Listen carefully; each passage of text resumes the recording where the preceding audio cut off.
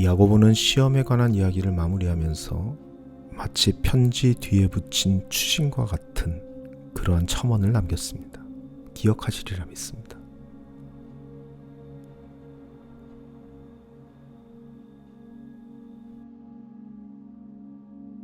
야고보가 말한 하나님께서 변함이 없으시다는 이 말, 올해도 여지없이 이 변함이 없다는 말을 오해하시는 분들이 계신 것 같은데요. 괜찮습니다. 원래 이 말씀은 전통적으로 성도님들께서 가장 오해하시는 말 중에 하나입니다. 원래 그렇습니다. 물론 이 오해의 배후에는 언제나 그렇듯 거짓 교사들의 잘못된 가르침도 한몫하고 있겠죠. 많은 분들이 이 하나님께서 변함이 없는 분이다 이렇게 말하면 이 하나님은 항상 평정심을 유지하면서 감정의 동요도 없는 그런 분으로 생각합니다. 그래서 고통스러워도 그 고통스러움을 내색하지 않고 깊은 슬픔에 처해도 그 슬픔을 잘 매니지하고 화가 나도 그 분노를 터뜨리지 않으시는, 환경과 감정에 결코 지배되지 않고 항상 인자한 미소를 띄우고 계시는 그러한 강철 같은 존재로 하나님을 인식하고 있습니다. 그런데 여러분, 하나님은 스토아 학파 철학자가 아니십니다. 에피쿠로스 학파 철학자도 아니십니다. 성경에서 계시된 하나님은 그러한 평정심을 유지하시는 그런 하나님이 아니십니다.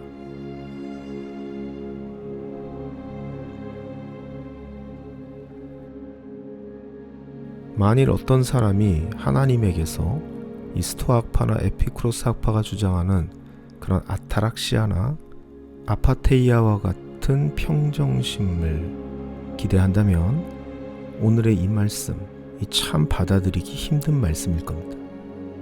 오늘 이 말씀에서 하나님께서는 분노를 하시는 것도 부족해서 후회까지 하시니까요.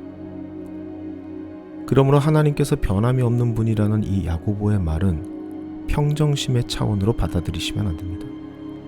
하나님은 그런 냉혈한도 아니시고 하얀 옷에 지팡이를 짚고 다니는 도인도 아니십니다. 오히려 성경의 하나님은 그의 감정을 여과 없이 표출하시는 분입니다.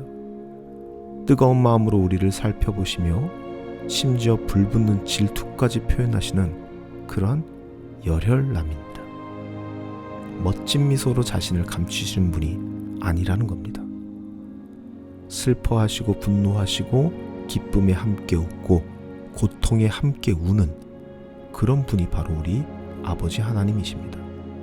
그 얼굴에 비춘 표정만으로는 도무지 그 감정과 마음을 파악할 수 없는 그러한 돌부처가 아니십니다.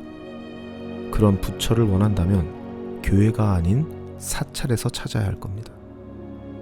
그런데 안타깝게도 지금의 교회는 그런 하나님을 말하고 성도들 역시 그런 하나님을 기대하는 것 같다는 것이죠.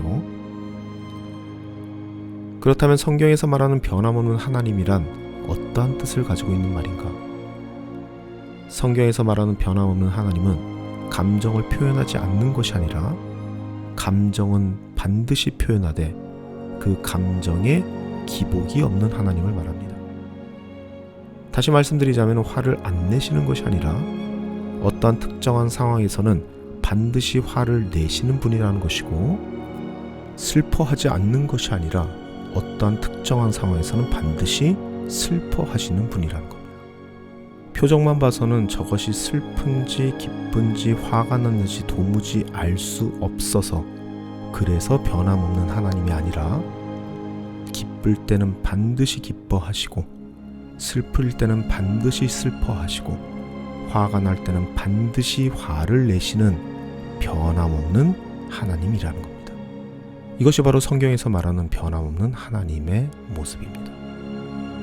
우리가 보통 인간관계를 맺을 때 참으로 힘들게 되는 이유는 그 사람이 화를 내서 힘든 게 아닙니다. 그 사람이 힘들어지는 이유는 그 화를 내는데 그것이 종잡을 수 없기 때문에 힘든 겁니다.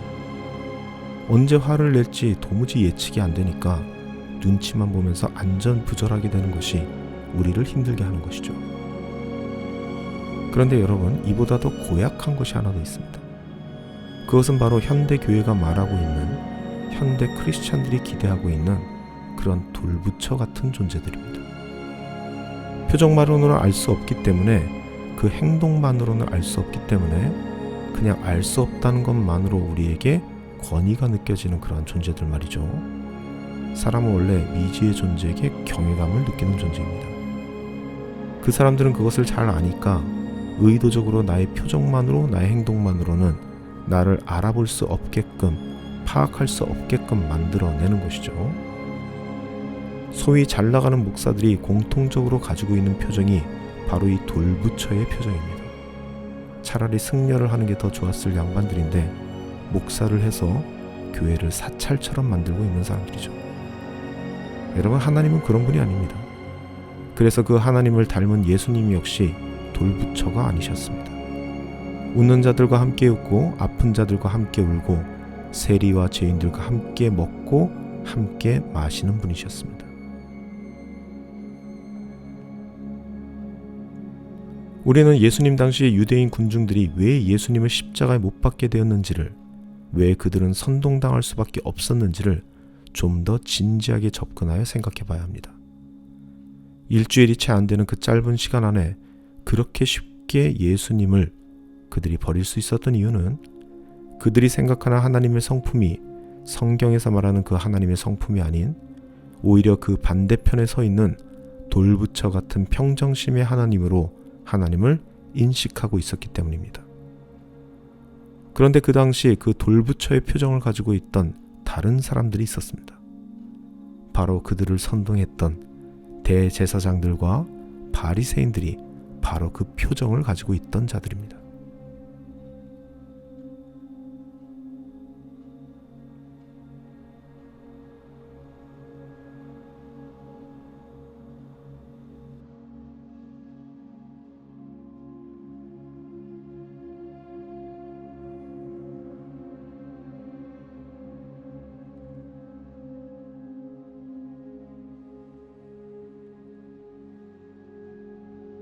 안타까운 것은 오늘날에도 이들과 똑같은 자리에 앉아 똑같은 표정을 짓고 있는 사람들이 있다는 것이죠. 그리고 그들을 밝히 구별해내어서 변함없는 하나님에 대한 오해를 벗어 던질 수 있는 저와 여러분이 되시기를 간절히 소망합니다.